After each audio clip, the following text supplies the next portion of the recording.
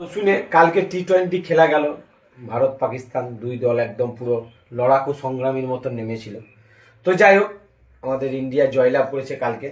তো তুমি বলো তো, কালকে খেলার মধ্যে কি এমন তুমি বুঝলে যে খেলাটার স্ট্র্যাটেজি মানে কেমন লাগলো তোমার? এই ভারতের পরিকল্পনা কিছু বলতে পারবে এই নিয়ে? দেখেন এবলা, হ্যাঁ কালকে সারা রাত আমি খেলা দেখেছি। হ্যাঁ খেলা দেখে আমি এইটুকুই বুঝতে পারলাম, হ্যাঁ কি ওই পাকিস্তানের বলাগার না হ্যাঁ অভিষেক শর্মাকে সিলেবাসে রেখেছিল, বুঝলি? আচ্ছা তাই ওকে সারা রাত জেগে মানে ইয়ে করেছে যে কি পড়াশোনা করে করেছে। out করা যায় বা কি করা যায়, বুঝলি? হ্যাঁ কিন্তু ঈশান কিশনকে সিলেবাসের বাইরে রেখেছিল। হ্যাঁ সে সিলেবাসের বাইরে থেকে এসে হ্যাঁ একবারে দিলে ঘেঁটিয়ে হ্যাঁ ঘেঁটিয়ে দিলে, একবারে কেমন ঘাটন ঘাইলে, বুঝলি? বাইরে বাইরে করে দিলে। সে 61 রান ঝুলাতে ভরিয়ে তারপর मजा आया। ফলাফল তো কি হইলো তুই দেখলে, দেখতে পেলি। और मैं ये जो मजा है কি হইলো ফলাফল? हिंदुस्तान के हर व्यक्ति को देना সুন্দর चाहता हूँ। অপূর্ব বোঝালে ভাই রসুনে তুমি। তার জন্যই বলে কথায় আছে, সিলেবাস তো তোমাকে পড়তে হবে, তার সাথে আউটার সিলেবাসেরও কিছু মানে বুদ্ধি টুদ্ধি রাখতে হয়, না হলে এইরকমই রেজাল্ট আসে।